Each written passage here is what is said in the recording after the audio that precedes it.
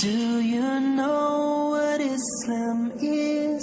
It's a way of life for all. It is taught in the Quran for big and small.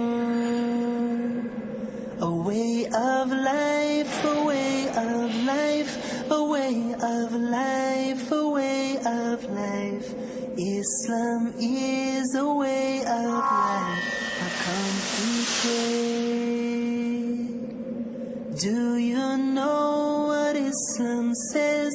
It says that life's the greatest test. It says that life's a borrowed space, returned upon rest. A way of life, a way of life. إن الحمد لله نحمده ونستعينه ونستغفره ونعوذ بالله من شرور أنفسنا وسيئات أعمالنا من يهده الله فلا مضل له ومن يضلل فلا هادي له أشهد أن لا إله إلا الله وحده لا شريك له وأشهد أن محمدا عبده ورسوله وبعد. Assalamualaikum warahmatullahi wabarakatuh. May Allah's peace and mercy and blessing be upon us all. Amin. Fellow brothers and sisters in Islam, Alhamdulillah, today we are entering a very important topic about our deen. That is about the great fitna. When we talk about fitna, the fitna today do not just apply on the fitna about we and the world and our environment, but it also involves in the deen itself, the fitna towards Allah. There's a great fitna. What do you mean by the fitna towards Allah? Now Allah subhanahu wa ta'ala said to us, number one, Inna din 'inda Allah al-Islam. That the religion that Allah recognizes is only Islam. Now if any one of us, so-called Muslim, have some kind of belief that all religion is the same, is a great fitna to Allah subhanahu wa ta'ala. That means you are saying something against Allah. Allah said the religion that He acknowledged is only Islam. But you are telling that all religion is the same. That's number one. Number two, Allah subhanahu wa ta'ala said, Al-yawma akmaltu lakum dinakum. Today, in the day of Arafah, 1,400 over years ago, Allah said that He revealed these verses to Prophet Muhammad, and Rasulullah SAW conveyed the message to his ummah that today, when the Prophet was giving his last khutbah in Arafah, I, Allah, have perfected this religion for you. Meaning Islam, the religion of Allah, is something that Allah has perfected for us, is something ready-made, you just use it. Nothing for you to do any changes, minus or plus here and there. No alteration is allowed in the deen of Allah. Whoever creates something new in Islam, in Allah's rule, don't and the do and don't, he create a great fitna towards Allah. He is saying that like Allah's word is not perfect, that He got to come and add something to make it more perfect. This is very important. This is with Allah subhanahu wa ta'ala. I give you another example, the fitna that people apply to Allah. Allah said, فَأْلَمْ أَنَّهُ لَا إِلَهَ إِلَّا اللَّهِ فَأْلَمْ أَنَّهُ لَا إِلَهَ إِلَّا اللَّهِ. Meaning Allah said, even you want to believe in Him, you must believe in Allah with the right knowledge, with the pure knowledge. When you talk about knowledge, we're talking about what Allah said and what the Prophet ﷺ said. Not what I say or what you say or what the community said, what the people said, what our forefathers said. No, what Allah and the Prophet said.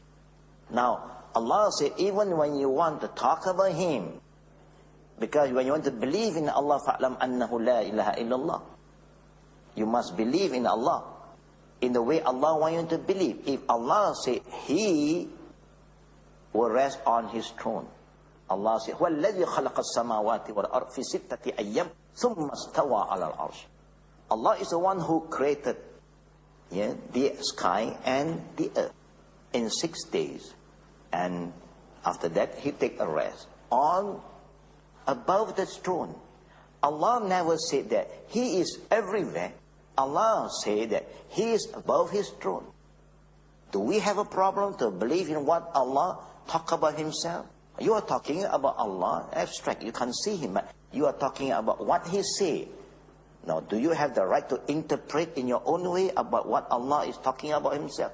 Or is it better for you to believe in the way Allah wants you to believe, how the Prophet ﷺ have shown us? In the time of the Prophet, there was a slave lady, who was summoned by the Prophet ﷺ, and he asked her, where is Allah? She said, Allah is up there somewhere. She never said Allah is everywhere.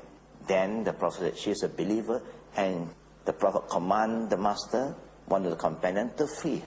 Now this is a great fitna today. When we talk about Allah, a lot of Muslims sometimes is talking about Allah in the way that you want to imagine. The way you understand, that is very wrong. There is aqidah. Second thing, Allah subhanahu wa ta'ala have said to us, if you want something from me, ud'uni astajibu lakum. Call upon me.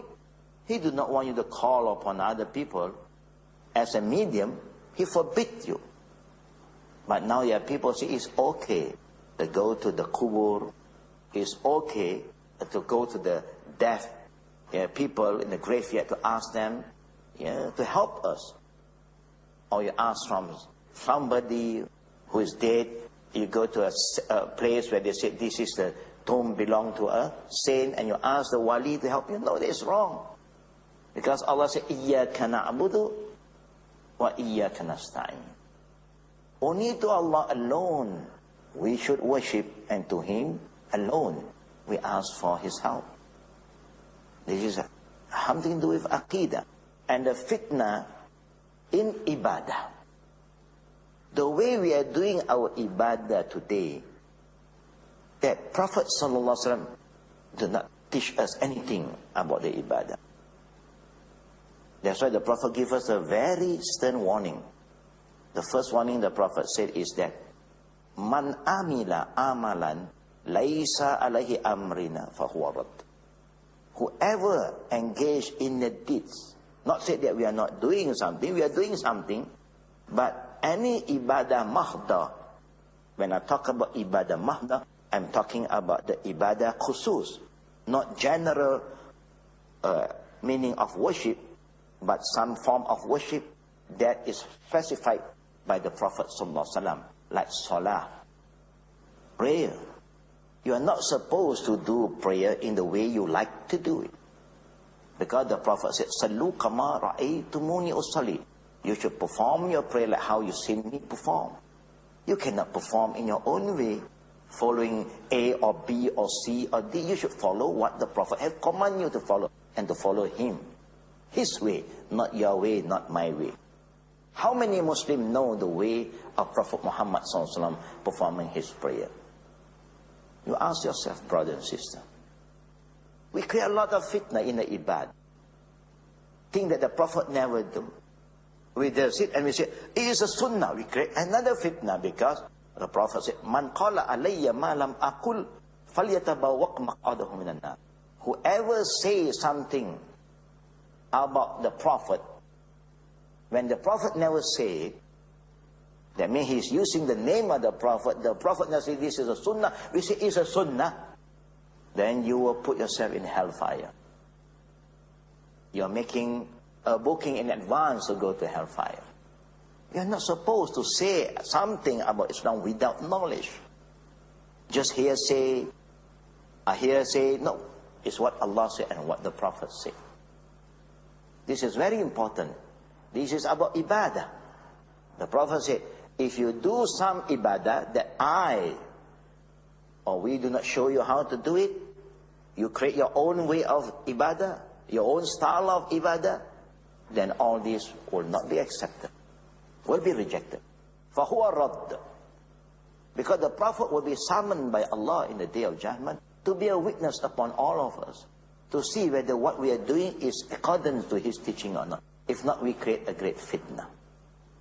We know there's hadith from Sahih Muslim, it's a long hadith that the Prophet was given a special gift in the Day of Judgment, Haut, yeah, Al-Kawthar. That means Al-Kawthar is like a pond, yeah, a special pond that the water will come from paradise only for the ummah of Prophet Muhammad sallallahu alaihi wasallam. Other than the followers of Prophet Muhammad will not be able to drink from this pond, Al-Kawthar.